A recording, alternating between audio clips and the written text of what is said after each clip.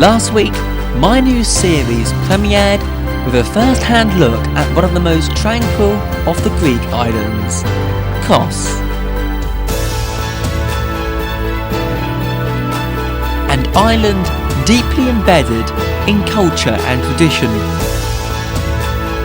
An island so beautiful, even the most stubborn mind would find it eye-warming.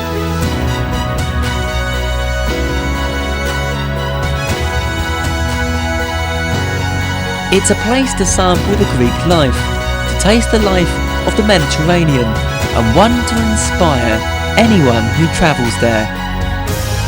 This week, join me, Daniel Evans, as I explore the island's most charming mountains and volcanoes, and the settlements that have made them home.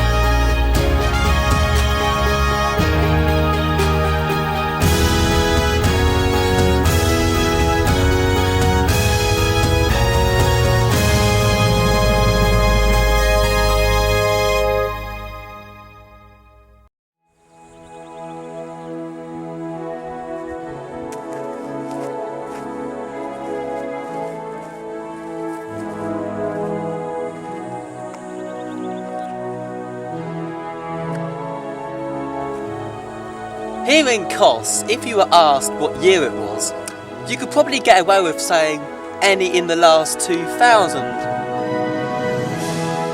And that's because, since ancient times, Kos has remained almost the same.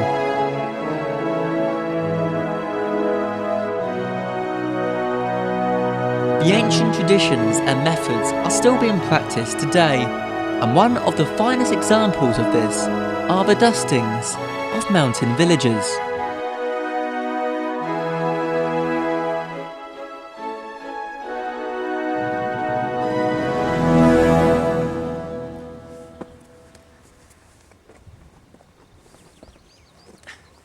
To the tourist, clambering up mountains might not seem worth the effort, but trust me, it's very rewarding.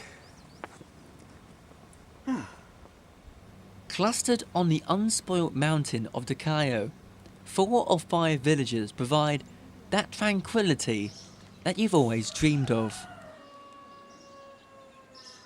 This is just one of them, Evangelistria, and by far it's the most picturesque. Its low whitewashed houses do it for me, and the church sets the scene for a delightful retreat. The countryside surrounding these mountain villages makes it a paradise for strollers, cyclists, and even those on horseback.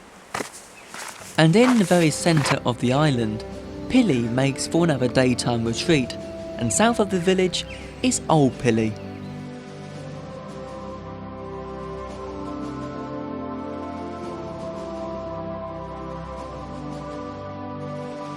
Old Pili is so highly elevated, it would have made a perfect place for a castle.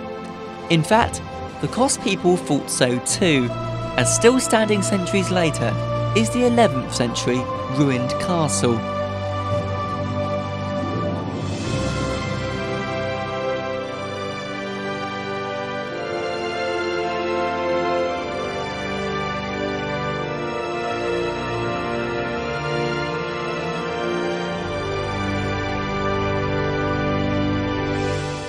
Here, remains are scattered of a village inhabited since medieval times, and only abandoned in 1830 after a cholera epidemic.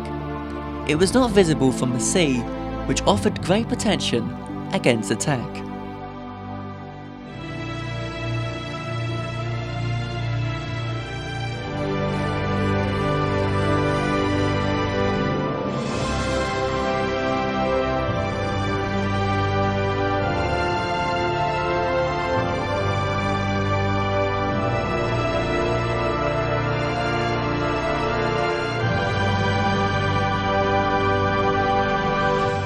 But the reverse is not true. I can see for miles and miles the northern coast of Kos, and a panorama that would leave any photographer drooling.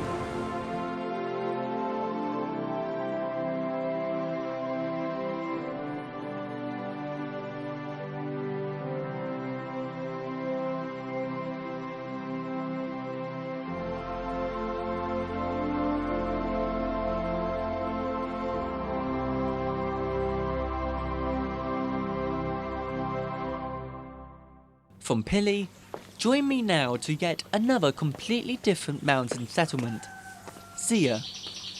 And it's on Zia that my toughest mountain climb begins. Kos's highest mountain, Mount Dikios. Now, depending on fitness level, hikers need about 3 to 5 hours to make the ascent. Wish me luck. My only question is, just how fit is fit?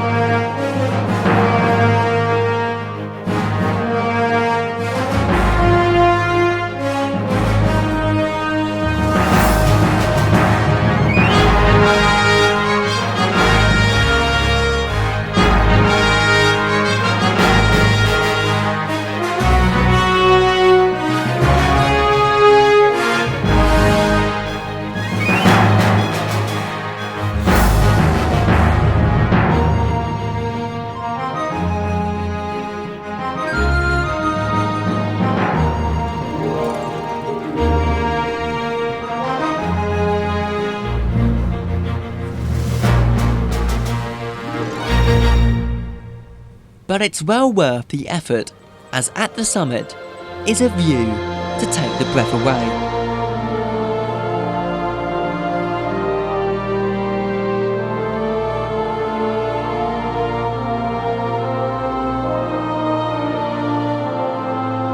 These spellbinding scenes from the summits of Kos's greatest mountains pay thanks to the island's extensive geological history. The island was formed when a peak on a single island became separated by seismic upheavals and major subsidence.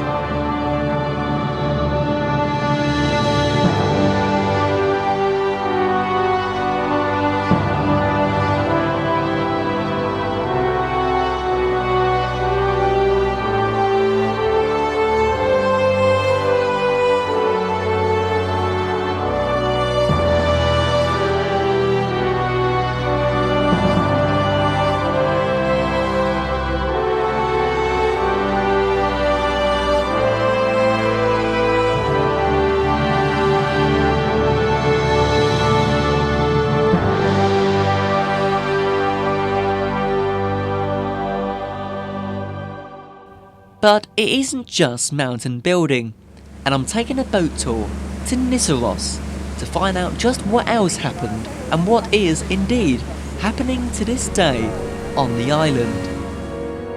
This island was formed millions of years ago by volcanic activity, and the main crater is still an attraction for visitors.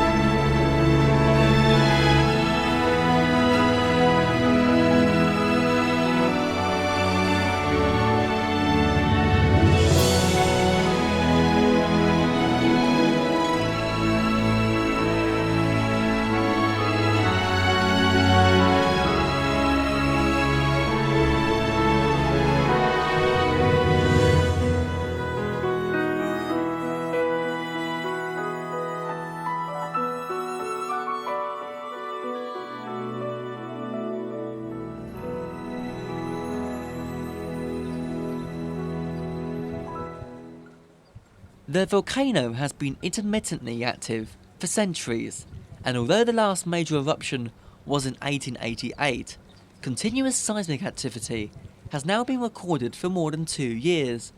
The largest of 5 craters, Stephanos, measures an astonishing 300 meters across.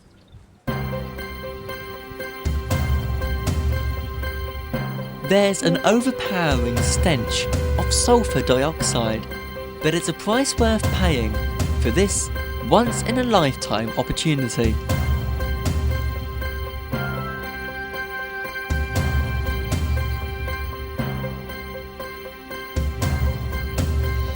Kos may seem a peaceful, tranquil retreat, but really, it's an extremely dynamic island, with volcanoes bubbling and mountains forming. You may not be able to see it, but it's still happening,